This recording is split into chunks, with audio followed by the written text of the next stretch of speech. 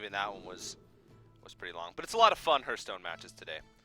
I don't think we'll be able to top that Dark Wanix Kibler series, but... Nope, that one was really long and really fun, and a lot of hype too, because honestly I was like, what is going on with these decks? Yeah, but you can see Lifecoach is very the standard aggressive mech mage right now. Yes, and the one thing that I know might get under some people's skin, I'm not sure if it's Magicamy or like other people who are watching or playing, but Lifecoach takes his sweet time. That is one thing that is defining. More than his mid-range hunter, more than his excellent facial hair and the fact that he likes to stream shirtless, is the fact that Lifecoach ropes very often. We have quite a few players today that actually take their sweet time on turns. Zalay as well, a player that we saw earlier. Very Lifecoach-esque Here we style. go. Here we go. Turn one. Magicamy passes immediately because there's nothing to do. She's handlocked. And then Lifecoach is like, It's not as clear. Like, normally you're like, oh, well, Mana Worm, Coin, Leper, no. To Lifecoach, it's just like, it's something worth evaluating at every single point. But this is something that also pans into it, too, because at DreamHack, what happened was he played every turn to rope against Savitz. Then one turn, he just insta-played a trap and then passed it back. And Savitz made the wrong read because it was like, well, he made the instant pass. It can't be explosive trap, but it was. And so as a result, he misplayed into it. Very, very amusing and interesting anecdotal evidence that might show you to play the outside psychological factors of Hearthstone. Exceptional mind games from Lifecoach. It's just a giant, elaborate mind game. His whole facade of taking long on turns. He actually decides what he's going to do within 5 seconds. Quite possibly. I mean, some of these turns, they're not going to take forever. Oh, yeah. This is pretty straightforward. But I know a lot of players have always told me off the record, they said, the player that I fear the most is not, Colento, it's not Strife Crow, not like Tiddler, Celestial, or Firebat, it's Lifecoach, because they're like, I'm afraid I'm going to go on tilt when I play against this guy. Just like, the sheer amount of like, it's turn one, dude! Magicamy, though, it could play a part in her. You said she's playing from Korea. She might get a little frustrated that he's taking long to turns because she might want to just go to sleep at some point in the next couple days and not play in this tournament until the end of time. Yeah, if I was playing till like 5, 6 a.m., I'd probably just want to sleep and never wake up. Or just play really fast, aggressive decks to try and end games early. She's also taking her time too. This turn feels like either remove or you play something defensive like Ancient Watcher. You know that you can't necessarily get away with tapping too often. Now, what secret is that from Lifecoach? Oh, it's a mirror entity. Yeah, that's... Yeah, so since he can't play the other mirror entity. That's going to be funny because the Ancient Watcher comes down. Oh, well, before that, he's going to tap. Yeah, then the Ancient Watcher gets copied, and it's like, well... Not the best of creatures to take. Not quite what was planned. I'm waiting to see the meta evolve a little bit to where Mage and Hunter are at the front and people start playing the Kazan Mystic. Yeah, that'd be really cool. Take advantage or take control of an enemy secret. Yeah, it's a really cool card. Still haven't seen it like apply. I saw it in Arena once. Yeah. It didn't really do much though. Because then you know what the secret is, which is half the battle. And yeah, I doubt that'll ever happen. I preferred like doing cool stuff with like Illuminator. That was really fun for a while because Hunters were still out in full force in GVG release. Yep. And so I just played Illuminator and some secrets like Ice Block, and they just never killed me. Lifecoach here, thinking about whether or not he wants to line up his removal because that Ancient Watcher being out there jeopardizes his entire board with Shadow Flame. If he chooses to load up, though, without fear, he still gets some damage in. And Fireball often is your reach, because you get close to Molten Giants, and you have an opportunity to try and use Fireball to burn. So I think he's saving it. I'm in favor for it, because that's your way to finish the game. Yeah, you don't have to hold back as much as a mage in this matchup as you would in other matchups, because you do have that extra reach that goes through taunts. And it's pretty reliable reach. It's not like you're waiting on a single card combination. Like, even if you just have a fireball and a frostbolt on a single turn later in the game, that's still 10 damage, which bypasses anything. So that's something extra that you have to play into as a handlock as well in this matchup. You not only have to play around what's on the board, you have to play around the potential that your opponent could have the damage worth of spells in their hand. Yeah, now Magicammy's like, well, what secret is this? And she doesn't want to give a Sludge Belcher, so it's going to be a Farseer. Ooh. Hellfire might be really useful too. First, she has to get confirmation though about what secret it is, because if it's Counterspell, then that Hellfire becomes a lot less useful. Well, this damage is starting to add up on the board. So you also have to be worried that if you Hellfire with a Leper Gnome on the board, that's a lot of damage that you're going to be taking. Yeah, he's got 15 damage this turn.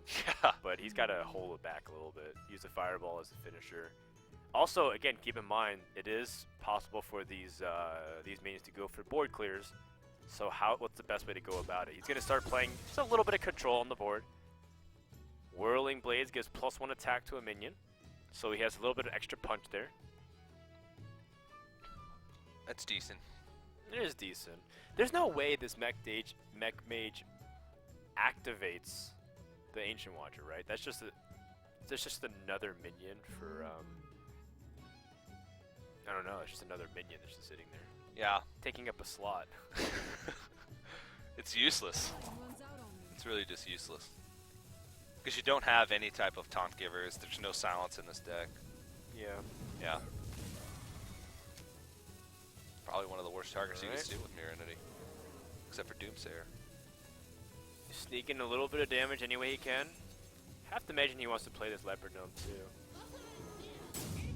Holds back on 15 health though, which seems reasonable, so that way he doesn't enable easy Molten Giant plus taunt. And completely ropes out right at the end. Well, that's a pretty good play.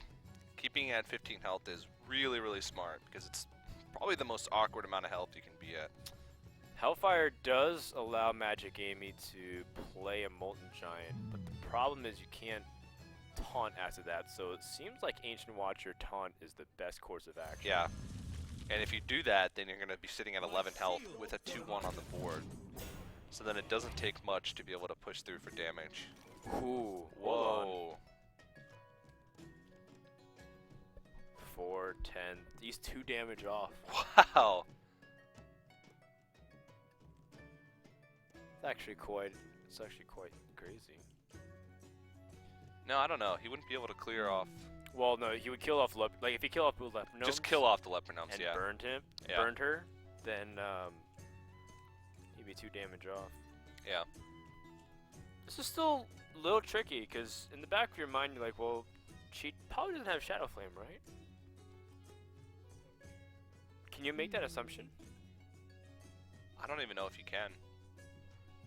Well, yeah, I'm pretty sure you can safely say that because there was a few turns earlier on, past couple turns, where Shadow Flame probably would have been the most reliable option. But, okay, going to use his Fireball to actually clear off one of these Ancient Watchers. So he's not really worried about throwing away that burn. But I'm not sure. That's very conservative choice. He's going to use his hero power here. Oh, Frostbolt on this as well. So throwing away a lot to try and get rid of this.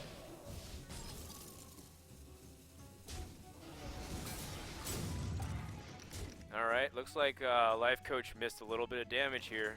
Yeah, I think he was wanting to trade in the Earthen Ring Farseer into the defender. Uh-oh, Lifecoach took a little bit too much time. Yeah. Does that make the big difference though? Maybe. I mean, we'll have to see in the coming turn. There's no Shadow Flame. So. Yeah, no Shadow Flame. That could have really come back to bite him, but I guess in that case it wouldn't have mattered too much. But it just seems weird to put her at 11 health, but use all your burn. I don't know. It was a weird turn. Weird turn. Well, now it's get weirder because now we're not sure if Lifecoach can push through. Now the thing is, it's all about the pressure point because as soon as Mage gets locked out of the game, it'll end in like 2 turns and the handlock will overwhelm. Yeah. Oh, look at that. Tinkertown Technician. Reasonable body on the board. At this point, you don't have any other choice but to try and flood out. What spare part does he get? Armor plating. It's only +1 He health. can... Oh, he could have saved his... Earthen Ring. Guess he doesn't really care. Oh, he wants to save his leper note. Okay. Why?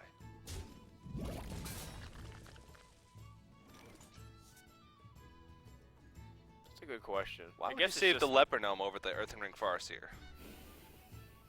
For more potential Yeah, burn? I guess so. So that he heals less based off of damage done. But this is like a really bad spot now. Yeah. What's interesting too is that Handlock can't heal. Oh! Hello, Mr. Wow. Jeeves. What a draw! He's gonna pick up 3 cards, and there's a strong likelihood he might pick up another fireball of sorts. Yeah. And even if not, he can flood the board and still just replenish his hand with 3 more cards. Well, I mean, Handlock's gonna not let that live. There's Yeah. no way Magicamy lets that live, right? Unless you want to flood the board yourself and try and get some cards, so that's impossible. But even then, it's like draw 3 cards and effectively like heal 8 health, or Wow. that's pretty big. Mech Warper gonna really flex his muscles here. You want the Play taunt here. Oh, this is a way you can activate it. If you get Rusty Horn from one of the spare parts, you can activate your Ancient Watcher. He doesn't get it, but What about the stealth cloaking field? It also seems interesting. You want to use it on your Tinkertown, right? yeah, try and preserve as much damage as he possibly can. And that is going to be slightly out of the range of Hellfire. Oh, and what a great draw that would have been if the stealth wasn't the case. Now she has to just draw for something else. Iron Beak Owl. Another stealth. Yeah. That's not a taunt. I think Lifecoach wants to see the Rusty Horn at that point, though. Yeah, for the Ancient Watcher to activate it. Stealth the Ancient Watcher. Now no one will attack him. Now he'll forever take up a spot on this board. At one point, you have to start attacking the phase too. Like, you have to start putting the mage on the clock here. Which, I guess it means that you kill out these 2 minions, you kill out the Mech Warper and the Snow Chugger, and then you attack the Molten Giant in the face, right? Oh, picks up a taunt. It's a pretty big deal. Or you can just... I think you just Sunfury Protector and then go for it. Why not the Twilight Drake? Because you then the Mountain Giant becomes unplayable? I like more power on the board. Well, if you... Yeah, I guess so. And this way you can clear a little bit, play it, and still have a healthy taunt on the board. Yeah, I think this makes most sense. I was just thinking as far as how much damage could you possibly put in the face that turn. You could have put him at lethal range next, even if you got rid of the... Well, no, it would have been 1 off if you got rid of the Twilight Drake, so that's pretty good. Ooh, man. Whoa! It's still really tense, because he could just be 1 Frostbolt away from ending the game. Yeah. That's 10 damage showing on board right now. You can't use this Fireball. No, okay. no, you cannot. That's your win condition. Your only win condition. He's got 1 more Frostbolt in the deck. I wonder how many cards remaining. At this point, Magicamy is tempted just to put on all aggression by silencing your own Farseer, but that doesn't really do much. No, because you'd still be on board with lethal the next turn. 12 cards remain. 1 out of 12. Is there anything else that he could draw that would... Perhaps Flame Strike. Okay. Yeah, Flame Strike would allow him to stay alive for another turn. It would. If he is What's running it going to be? Nope. No. Is he dead? I think he's dead. Well, if no, if he fireballs, he stays alive, but what's the point of that at that stage? Well, you can try and draw into like a Flame Strike the next turn, and then maybe like an Archmage Antonidas into Fireball, or into a spell the following 2 turns, but... You have to wonder, too. Very slim chance. Life, all different lines to play. And looks like we're going to go Handlock against Druid here on the opposite side of things. This is... Lifecoach doing a nice YMCA strategy. He's getting ready for, he's packing in for another long series, but it's Keeper of the Grove I think is a pretty good keep. Yeah, against especially all forms of Warlock you have. Especially since she doesn't know, right? Well, against both kinds of Warlock you usually have Keeper of the Grove because you can use it as Innervate for turn 1 to smack down whatever Flame Imp or Undertaker, and then it's good against Twilight Drakes. Yep. And these players just don't know until they see those first cards or see those first turns exactly what their opponent is bringing. So this means no Zoo out of the all 8 players that we've seen today. Everyone that brought Warlock has brought Handlock. I'm not sure if that's refreshing to see or not refreshing to see. Well, sorry, no. Everybody that brought Warlock today did bring Zoo. Dark Wanix brought Demon Lock. Yeah. So That's no not even try to call it Demon Lock. Let's just call it Dark Wanix. Dark Wanix Warlock, yeah. Because it didn't really have that many demons in it. That Mistresses of Pain, Voidwalker. Yeah, there's not even Mal'Ganis. No, we didn't see Jiraxis either. Oh yeah, he doesn't have Jiraxis. What? It's pretty. Imps, I guess, are demons. He had Implosions. Yeah, he didn't have Voidcaller either. Yeah, Imp's Implosion is technically a demon. So what is? It's just like it's like a combo deck. Yeah. It was very. I don't know. It felt very control-y. Yeah, that's a good point. It's a control Warlock. Yeah. Oh, Magicamy roping on turn 1. Just giving Lifecoach a taste of his. He looks so confused too. Am I playing against myself? Yeah, that or we have the overlays mixed up. That's true. No, Magicamy is just decked out in golden cards. I mean, I think there is some merit to question whether or not you should be going for Druid of the Claw when you have the Innervate and Coin, but I think it's much stronger to do this. And Lifecoach is the one who instantly taps and ends turn. The roles have been reversed. Well, this is a pretty easy play to see. And another fast play. Oh, Lifecoach might be a little bit on tilt. I've never seen him play that quick. Wow. Well, Magicamy goes for the attack. Eee. Fias Ringleader. No. Very meh. Yeah. You don't want anything with a battle cry getting from the powder shredder. Okay. He doesn't have a beat it scrub. It's just our town now. It's just his town now. Only one lonely sheriff's town at this point. Well, now there's an interesting choice of Spectre Knight versus Druid of the Claw. I still think you want to maintain as much pressure as possible because you have Savage Roar. But I'm not exactly sure which is better. I think Spectre Knight is stickier, which is good because you're coming up on a turn where you don't want him to use Siphon Soul and leverage the board. So it might be a Spectre Knight, Innervate Wrath to kill off the 3/5 body. Yeah. That seems reasonable. You can be... You're spending a lot of cards to just get rid of the first half of Sludge Belcher, though. Still, though, you don't really have much of a choice in this matchup. You have to be proactive. Because the opposite side is he can attack into that and Hellfire if he had it. Yeah. Okay, now this is a little bit of a tougher turn now. Lifecoach can't autopilot now. So he's got to think this one through a little bit. Yeah. Normally you'd like to get the Twilight Drake out, but against Druid, it's coming up on a turn where they can silence it and Wrath it for 1. Yeah. Which is, well... probably what's going to happen. Yeah. On the opposite end of things. He doesn't really have many other plays going on. This seems good. He puts the Ancient Watcher out there too, which is a really big flex card. This is exactly what Amy saved the silence though for with the Wrath. It's like that's the intended lineup.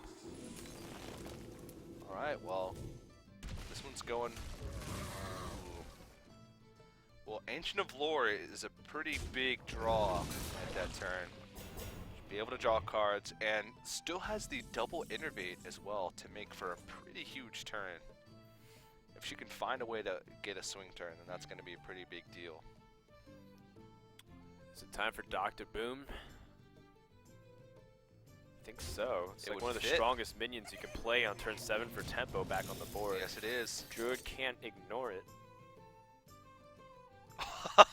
Well, Druid can draw the perfect answer to it. I don't. Well, it's a good answer, but there's so many other targets in handlock that you can BGH. But I guess you can't really afford to let that Dr. Boom sit. You don't really have any other ways to deal with it. Well, one of the ways you can look at it is you need to kill that, or you might lose the board forever. Yeah. So it's like, well, you can save that for the ideal removal for something that's a 1/1 bigger target, or you can kill the threat at hand. So I think the BGH almost certain to come out. It's about sequencing, making sure that you don't like unnecessarily take the damage to threaten the BGH body and whatnot. I agree. Because once Druid loses a board, very, very hard for them to gain it back. They're one of the classes that has the roughest time of swinging a bad board back in their favor. They have to use big pieces and big cards to just have a semblance of control. Boombot can be so big. Oh, no! That's rough. Yep. I think Spectrum Knight or Druid the Claw comes out here too. Yikes. Okay. Then this is where, well, Shadow Flame is pretty effective. But first, I guess you can see what you draw, or well, let's see how the Boombot goes. Well, I don't know. Maybe you want to Shadow Flame first to give it a better chance to kill off. That's also a good point. To give a better chance of killing off the Spectral Knight with the Boombot. Yeah, that's actually a really good point. Maybe you do that. Start things off. Because if you throw the Boombot in and it hits, I don't know. I mean, you don't have to do that either. You can. I feel like there's a way you could silence your Watcher and make a play here. Let's see what this hits. Okay. Swing and a miss, but okay. He's got Mortal Coil. Yeah, there was a lot of options there. If the Boombot had hit something else, he could have like thrown the Ancient Watcher into the Spectral Knight if it hit that. And he had the Mortal Coil as sort of that flex. If it hit nothing in that situation like it did, he could have used that Mortal Coil on the BGH. So turns have gotten rather complex, and these guys are really taking in their time. Sludge Belcher seemed to be the logic one. I'm a little surprised he didn't activate his Watcher to try to kill off this body, but I guess it is one turn before combo, so he doesn't have to worry about it. Generally speaking, I'm always very wary of letting Druids keep a body on the board. It's just an extra X amount of damage with the combo. Even just to clear. Sure. It just becomes that much more effective of a creature with Savage Roar. Well, Lotheb could throw a wrench into Magigamy's plan. It could be a really key card to push Lifecoach through in this matchup. It is, because it stalls the full combo for one turn. It doesn't stop a Savage Roar. The big problem in Lifecoach's situation is that he doesn't have a taunt of any kind. And board clear is still a little hard to lock down here. Because if you silence your opponent's Cairn and then Shadow Flame, it's still 1 damage off from being able to pick off the remaining body. That's awkward. That's esports. That's a good tagline. What if you silence the Watcher, attack it into Cairn, Shadow Flame it? No, that's at least a 4 or 5. It's not, doesn't do anything. Yeah. You're still in a rough situation. Well, he's got to decide quick. I think it is a silence play. I guess that. Okay. Just silence it straight up and then Farseer. Well, Lotheb doesn't really matter about locking out the combo because he couldn't kill him even if he had it. I don't know about that. This gives Magicamy the opportunity to clear off the Lotheb while still being able to keep the value of the Cairn. That was an interesting play. I'm not sure. There wasn't many great plays in that situation for Lifecoach. It was a really tough turn. No matter what he did, it felt like he was still leaving something on the board. Now he's in an even rougher situation than he was last turn. Right, because there's a very realistic possibility his opponent might have the Savage Roar and Force of Nature. Yeah. He might have, well, he's got a lot of healing going on in his hand. So, with Force of Nature, Savage Roar, that would be, what, 27 damage? Yeah, I mean, I think there's very minimal ways you can play around it. Yeah. Just have to Siphon Soul. Siphon Soul is a reasonable response. And tap anti-heal bot Earthen Ring Farseer. To have to be at 28 health to play around combo. Doesn't seem like you should do that either. I think Siphon Soul is okay. It's good pacing. If you Siphon Soul, you're still going to be able to tap. So I think tap Siphon Soul is more than appropriate on the Ancient Watcher. Yeah. Or not the Ancient Watcher, the Ancient Lore.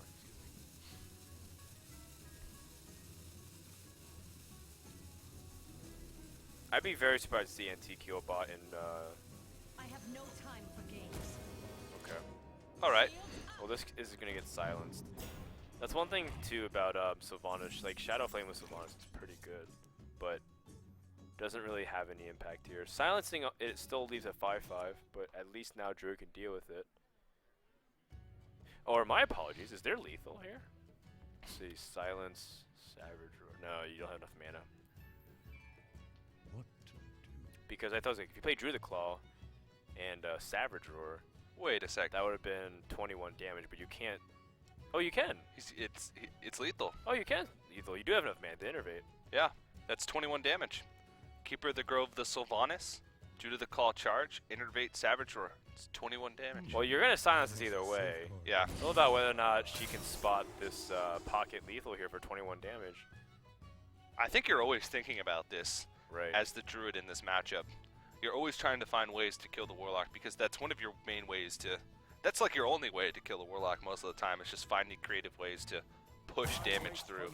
Here we go. Drew the Claw. In charge mode. Don't miss it. No! Oh. Okay, well, you know, it's obviously we have the luxury of sitting back and analyzing it. 6, 12, 9. Yeah. I That don't was think 21 damage. Yeah.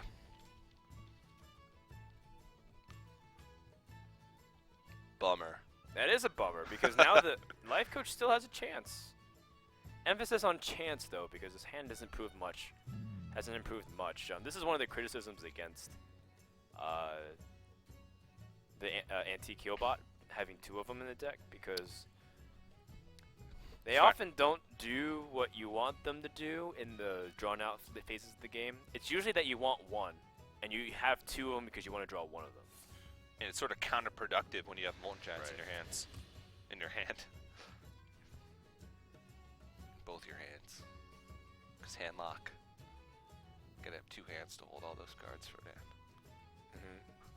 Well, let's see. If he just heals up, how much is a Savage Roar here? Savage Roar is 12 with just minion damage plus another 8 just from all the characters. So that's 18. That's not enough. Not enough. But most likely Lifecoach will play an anti-heal bot. Most likely Ancient Watcher as well. There's no point in holding on to it. Alright, Farseer's okay too. Just a lot of respect for the combo. Yeah, which he sort of has to have. 10. So he's got 10, 16. If she draws Force of Nature, that's still lethal. Yeah. That's wild. She'll With have the 30 innervate. damage. That's crazy. Absurd amounts of damage. Well, Second Grove Tinder doesn't do much. Draws a card, but Yeah. you might as well play Ancient of Lore. Yeah. Accomplishes practically the same thing. What do you use? Ancient of Lore or Double Grove Tender? What about Cenarius? Innervate Cenarius? That could be good. It's actually not too bad to Cenarius either. But what would you do? Just Huh? put him or put her down to, or put him down to like 20 and then hold, like clear the minions, do as much damage and hold, because then you'd still be afraid of some type of Shadow Flame play. You just have to make sure to avoid, like, you have to put him at 17 health at minimum. That's true. Oh, man. These two are roping as much as they can. For sure. Yeah. Okay, well, very, very safe play.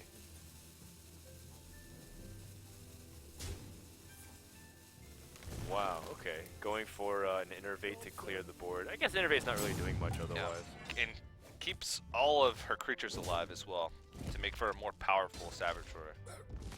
Because if she didn't do that, she would have thrown the Bane in and it would have died, so. So now a Savage Roar does 10, 15 plus 10, that's 25 damage. But now Lifecoach has more taunts in the way. This game has actually dragged on a lot longer because of Magicamy not spotting the one ability to kill her opponent, or one moment rather. She's still in a good position, but Lifecoach has an opportunity to find himself a way back into this game. But it's still tough. When you don't have the board, you have to find a way to put yourself out of combo range while trying to deal with the Druid's board as well, because you can keep healing yourself up, but eventually you're going to run out of heals, and that board is still going to be there. Everything is just slightly inconvenient. Again, it's to clear the board, you need like Ancient Watcher, Defender, Shadowflame. Shadowflame the 5/6.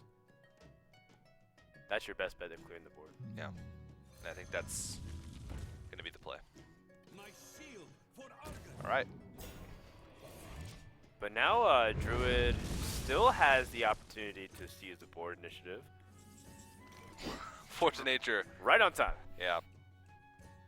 There's nothing wrong with just plopping down like Cenarius, or even like the Pilot Shredder and Sylvanas. It's like they all accomplish equivalent same things.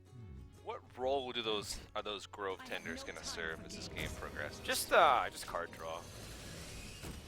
Like at one point, it's just a dig if you need to draw one more answer, and it would be like what mana value do you put at drawing a card? Like if the card just said draw a card, how much mana would you put in? 2, 1.5. And then for 1.5 mana, you put a 2/4 on the body. It's pretty good. Yeah. But you're also giving your opponent a card Right, too. but you're mainly caring about your own draw. Yeah. Wow, that's very selfish. Very selfish. I don't really think about other people. Sometimes you gotta live life that way. Only when you're playing Hearthstone. There's a Ragnaros in that deck. That is one way Lifecoach can catch up on damage. He really likes Rag. Seems to be one of the cards of high impact. But if I know Lifecoach, sometimes Rag doesn't follow the way he wants it to go. Yeah. It's a little bit risky in this situation. Hits Sylvanas. Okay. Sylvanas steals the Rag. That's bad news. Well, it's got Hellfires, so you can clear everything except whatever comes out of that Shredder. Oh. That's actually pretty good. Yeah, you can keep that stealth and use it as just an extra burst of damage for Savage Roar. Or just as a way to clear a pesky big game hunter off the board, if you so choose. Okay. She's got a lot of ways to dig through her deck. Yeah, I'm sensing Cenarius still Yeah. here. And one thing that's I think you can also justify is going for a +2/+2. But I guess that it doesn't matter because he already used 2 Hellfires for Shadow Flame. So I guess considering that, AoE would be a lot weaker. These 2 Treants with Taunt though are definitely pretty significant. Yeah, they represent tokens for a Savage Roar, and they also just represent just a nuisance on the board. They get caught in AoEs pretty easily, but Lifecoach doesn't really have much left remaining. He's been through a Hellfire. I think he's used both of his Shadow Flames as well. So, the way he can... If he Siphon Souls the Cenarius here, he would be... He wouldn't be able to tap. but he would be playing around combo. He wouldn't be able to do anything else. So many possibilities. If he anti-heal bots, then he's dead also. He wants to tap to look for something else, but there's just no... There's no way to play around the combo unless you just siphon Soul Pass. Yeah. So, I think he's got to tap for an answer. It's not it. Nope. And it doesn't look like no matter what he does. I think Lifecoach is dead. He's Ragnaros will almost have little to no impact. Be the same as a... Best case scenario would be the same as a Siphon Soul. I mean, he wants Rag to line up a field goal, so let's see how lucky Lifecoach is. That, wide right. That's going to do it for game number 2 here, as Magicamy will have combo to kill Lifecoach, and that's going to mean she's up to a 2-0 lead. Yeah, so despite missing a lethal early on in the game, It's all good. she still played really solidly and had overwhelming control over the board to a point where it didn't matter. And she was one draw away from lethal for so many turns in a row. And when you're at a point where you're playing against handlock, and That's it. I guess that's true.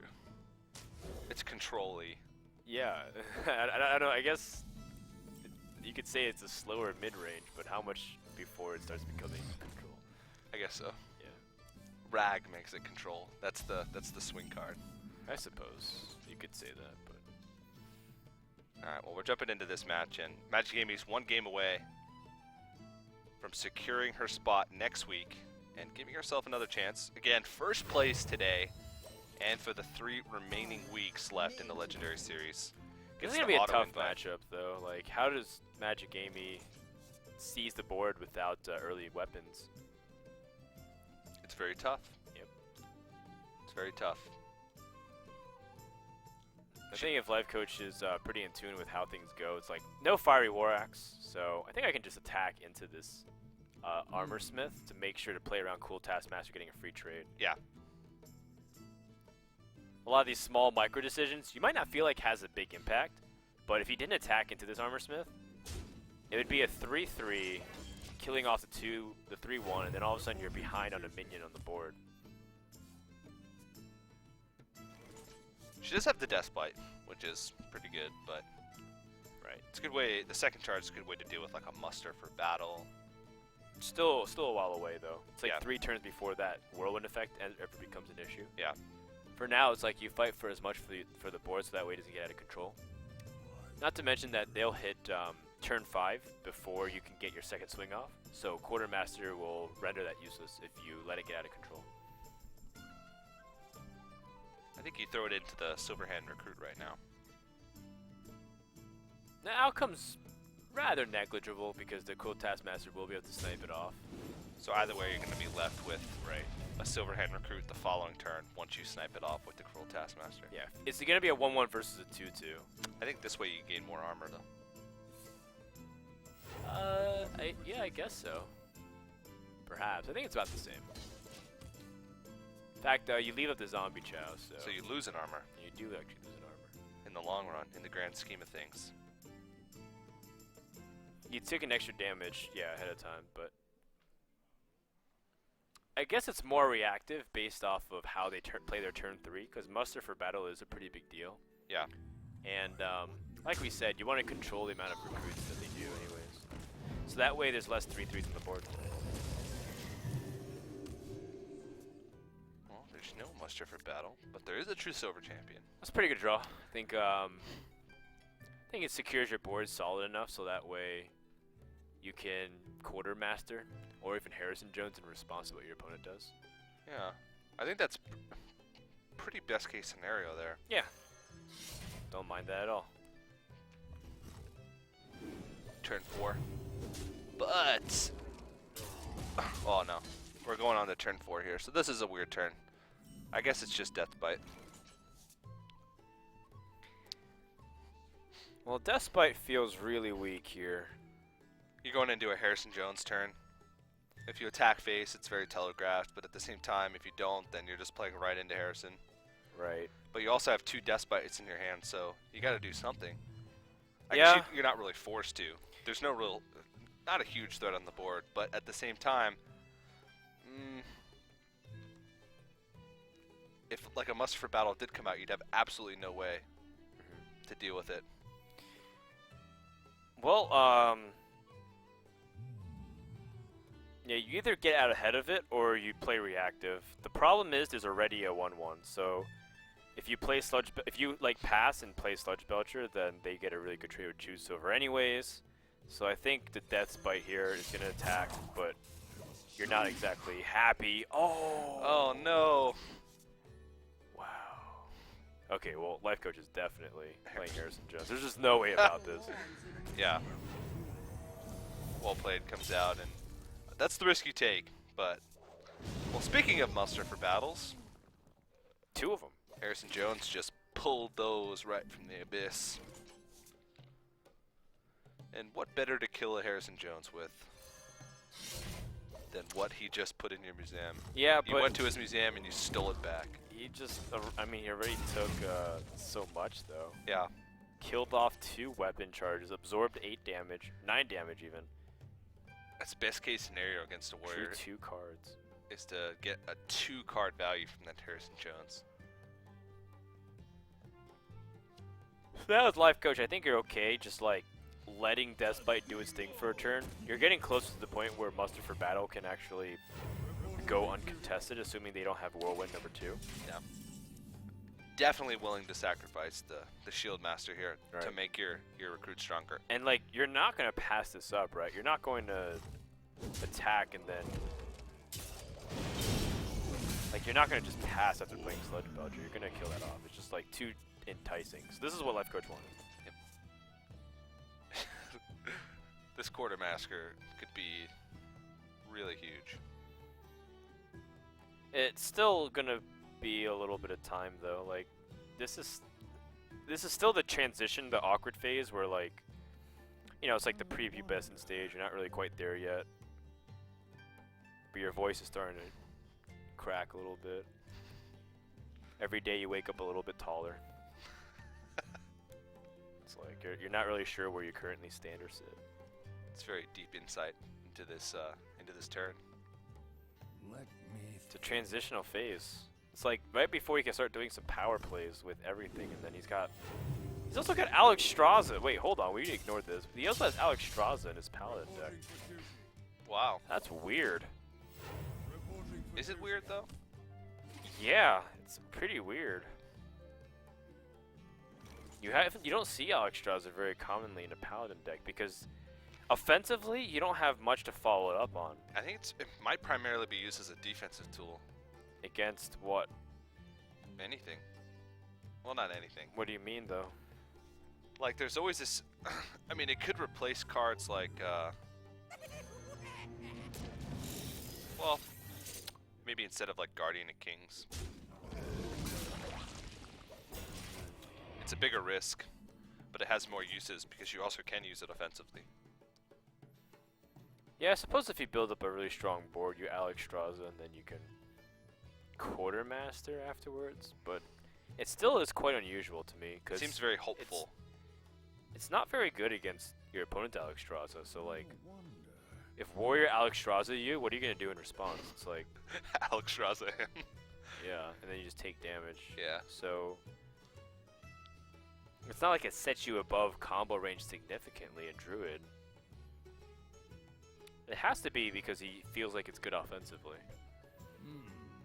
So what do you think the play is here? Quartermaster would be okay, but quality No. Let's might see. be pretty good. I don't mind a Quartermaster BGH play. Okay. I mean, you're giving up just 1/1s anyways, right? Yeah. Pretty sure that's okay and even correct here. Second muster for Battle Quartermaster? Whoa! Jeez. Wow, well. Guess you cross your fingers and say, please no Brawler Reno. Yeah. And takes the 7 damage to the face. And there's the Alex Straza for Magicamy. And Well, still has to wait. In the meantime, you just use this War Axe it's only to turn chop. 8. Yeah. Chop, chop. So kill off one of the 3/3s, attack into another Silverhand recruit. I guess the outcome's about the same either way. You increase your chance actually to snipe off something of significance. Alright. So, just killing off another recruit. If you kill off another one here, this will be pretty good. Oh! No. Oh, tease. That's a bummer. Still not the worst. Wow, it's thing in actually the pretty world. significant damage coming in the other way. Yeah. Especially since you're using the axe to clear off here. Okay, so this is where Alexstrasza actually might have some relevance. Because now you Alexstrasza your opponent, and you just attack. And you can put him at, what, 6 health? Well, most likely Magagamy's tempted to shield slam and execute this though. Okay. I'm not sure if she feels inclined to, but At least. there actually is a need to do it.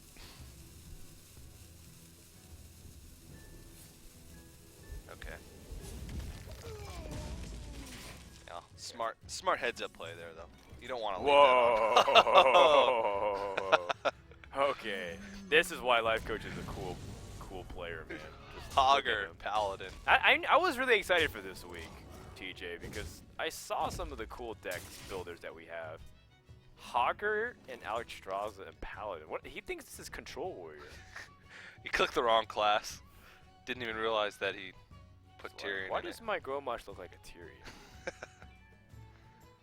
Well, this is a really aggressive stance here, and there is ways for Magicamy to be able to deal with this, but it's going to involve her whole hand. Barely. Yeah. Big Game Hunter. I Whirlwind. think you. Excellent. Well, yeah, you got a Whirlwind. You have to Big Game Hunter. I guess you don't have to be a GH. Oh, okay, never mind. You will. I thought she was gonna. I was like, what? I thought you were gonna execute the Alexstrasza. Oh, okay. Just like relax. Because here's another thing too. You can use your weapon to attack and then heal up back up to 15. Very true. Very true. But And throwing some knife jugglers in. The knife juggler Hogger value. Infinite yeah, juggles. actually that's pretty good right now. Yeah. I'm in favor of that actually. You protect the juggler. Every turn you put up an additional knife juggler shield, while also allowing the knife juggler to get additional juggles. You can also just play Sludge Belcher. Almost the same effect. Just that Hogger summons something cool. But after the Sludge Belcher dies, it summons other minions. So. Knife Juggler, Sludge Belcher's okay. Knife Juggler Hogger is for the sexy play though. Oh wait, I wasn't even counting for Tyrion. This is Wow. even one up in the sexiness of that last That's play. for like the Playboy monthly catalog. Knife juggler Tyrion. Oh boy. How's he gonna deal with this? You just drew the way you deal with this. Well, I you guess. brawl, but then you don't play anything after, Yeah. and he still has an Ashbringer that's just gonna. Yep. And then even if one of, I don't even know which one you want to live here, because either way Pretty you're sure taking a you lot of want- damage. Pretty sure you want Knife Juggler to live because now you can't actually deal with Tyrion. Yeah, I guess so. Well, that settles that. Then you just like whack, just drop Lotheb and Sludge Belcher. Exclaim well met. And this is where I start tossing out my well mets. For sure. Without question. And well, I mean Amy's gonna try to stay in as much as she can, but she's looking at 14 damage already. He doesn't have it yet. Let's see. If you can attack. No. Sometimes there's a way to kill off Tyrion, like, and then make it a lethal puzzle. Yeah, but Big Game Hunter can't kill Tyrion, and I don't see a way.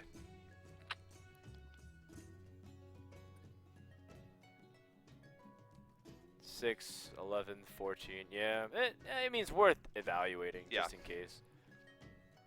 I mean, you don't want to be too sure because other people who've missed it also have been really sure. Everything's worth evaluating in Lifecoach's case. I guess you don't want to show Hogger, of course. Nope, not at all. Just keep with the status quo. And that's going to do it. Lifecoach stays alive. Alright, well, now, after this match, we're going to get into the blind pick phase. And this is where players can really have a chance to sort of come back. Because they can pick any deck of the 3 decks that they've played with so far. And back and forth the pendulum goes all the way to game number 5.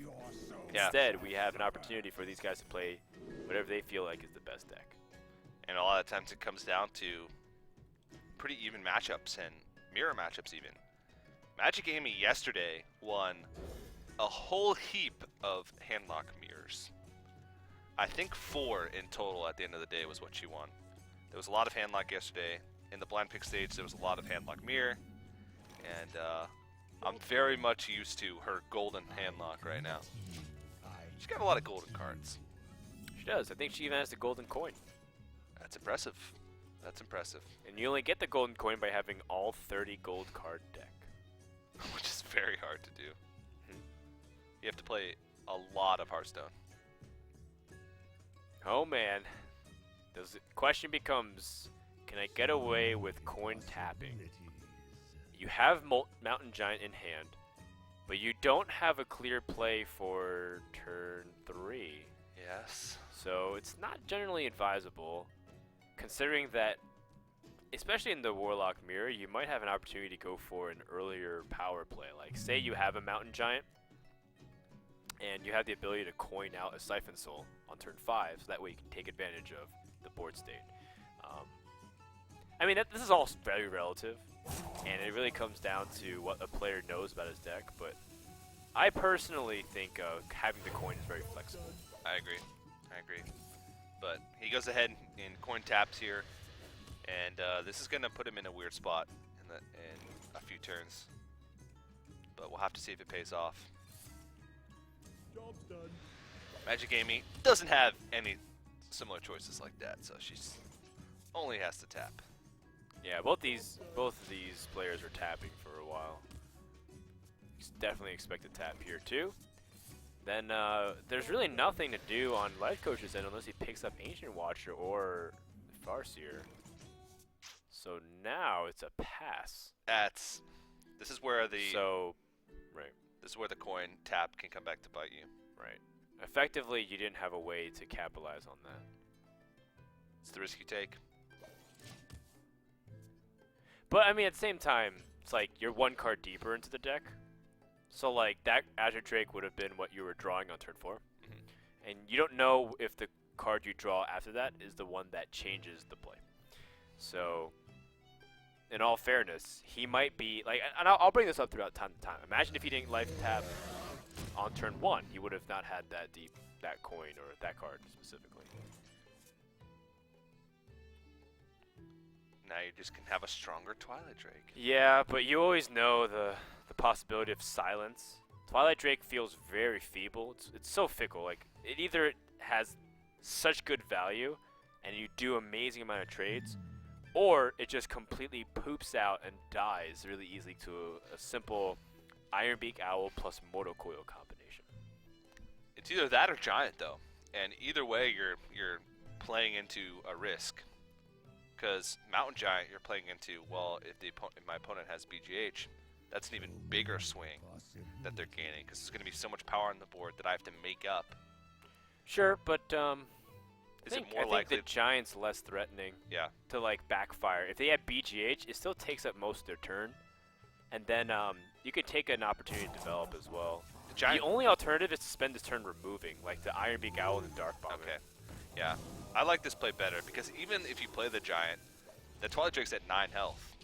So the Giant won't really be able to, unless you have a Mortal Coil in your hands, the Giant won't be able to efficiently, easily trade into the Twilight Drake, I guess is better to say. So this is good. So then on Magicamy's end, she also can set up a pretty legitimate threat by just tapping and then playing that Mountain Giant for 3 mana instead. Yeah. This is big. Big play. And on the other side, Lifecoach doesn't have the answer. Not yet. I mean, he does have his own pseudo answer, but this is where going first in Handlock Mirror, I think, makes a really big deal, because you you can hit some of these turns really effectively because you play Mountain Giant to answer, they Siphon Soul. Yeah. And then you press, and then, well, you're in trouble because You're the one playing this is proactive. pretty much what's going to happen. Magicamy is going to Siphon Soul that, and Lifecoach is going to take a lot of damage. Yeah. You're the one forcing your opponent to have the answers. Right. Instead of being in the position where you have to have the answers. So, well, Oh wait, she has Big Game Hunter too. She doesn't have to Siphon Soul. yeah, that's, yeah. Oh, is that what you're saying before? Yeah. Oh, okay, my bad. Well, this could be a pretty big turn as well. You can Mortar Coil and Big Game Hunter. But then you'd be in a position where you have to play another card. Oh, well, There you Ancient go. Watcher fits that perfectly. Well, I guess you wouldn't have to play another. No, you would, because that would put you at, Well, you're at 10, you're at 9 cards Okay. after you beat you. yeah. But this is still really great. A nice set of turns. And Lifecoach has to be a little bit worried here. Think he holds. No, I think you can attack. If he has 6 mana Molten Giants, he plays it on turn 6, and you proceed to kill him. Okay.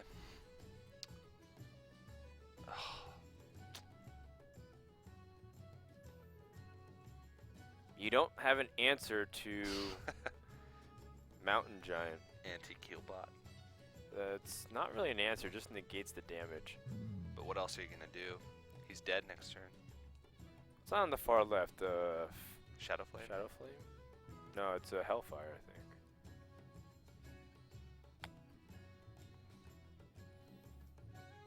Wow, that Big Game Hunter is such a big swing. Yeah, I think you have to anti-Keelbot. Because you have to Well, think he's that actually not dead if he doesn't do anything. Like, if he plays Sylvanas, he actually doesn't die. he's dead. He's dead to the Silence Watcher, but I guess you can't really you Oh, might- I'm saying on board here. He doesn't know if he's dead or not. yeah, yeah. But I guess you can safely assume that you're dead. Yeah. I mean, that's only one card that would be able to kill you. Like a Hellfire, you'd be a little bit out of range. A Yeah. Hellfire as well, but Yikes, Rope is ticking down. Doesn't know what to do, and Anti-Keelbot is going to be the choice. You can tell he's not really satisfied. Yeah, it doesn't feel good at all. So 12, 16, 18 damage right now. Yeah. Pretty sizable amount of burst, but not enough to kill. Probably just, I don't know, clear and then Loatheb. Yeah, Loatheb actually feels pretty strong here. You're getting rid of most possibilities of a board clear. Right, Shadow Flame costs way too much, and you might be able to even squeeze in the Ancient Watcher activation and start attacking. Okay. In fact, because you Loathebbed, I'd be okay with just using the Ancient Watch to kill off the 3/3 so you can maximize the power. Alright, well, Loatheb is like, it's the same concept, it's just that she's taking a much more middle-of-the-road approach, not going ham, super ham. Well, looks like Lifecoach is screwed. I don't think he actually could do anything. That Mortal Coil was probably the worst draw that he could have gotten right now. Yeah. Short Well, of, like, there's nothing actually he can do here. Twilight Drake, Earthen Ring Fire Seal will put him 1 damage at a range. Will it? Or a few, actually, because that would be 17. He's got 19 with Defender of Argus. Oh, yeah. Well, that'll do it. Yeah, that's going to end the game and the series. So Magicamy spots this one, and she's going to advance to the semifinals. Impressive. And, of course, going to secure a spot next week as well. So giving her a couple chances. She's happy. She's happy. Before, she's pretty stoic about everything. Yeah. It's like, oh yeah, well, now she's like, well, I beat Lifecoach, and you know what? She's not losing. She's actually